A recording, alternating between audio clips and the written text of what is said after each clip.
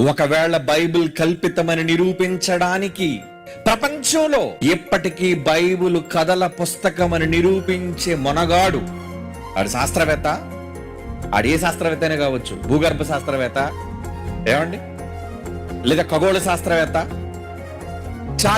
చరిత్రకు సంబంధించిన శాస్త్రవేత్త, హిస్టోరియన్ ఎవడైనా కావచ్చు.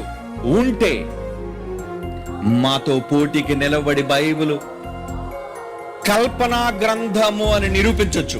ఇలాంటి సవాలు ప్రపంచంలో ఎవడైనా తాను రాసుకున్న పుస్తకం తరపున విసిరాడా? మీరు చెప్పండి.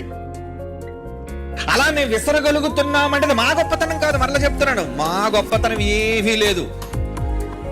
మేము నమ్మిన గ్రంథం బైబిల్ గొప్పది కనుకనే ప్రపంచంలో ఈ సవాల్ ఉంది. ప్రపంచంలో దీని తప్పని నిరూపించే మనగాడు ఎక్కడైనా ఆరిన నేల మీద 7 ఖండాలలో ఎక్కడి నుంచి వచ్చినా పర్వాలేదు, రెడీ.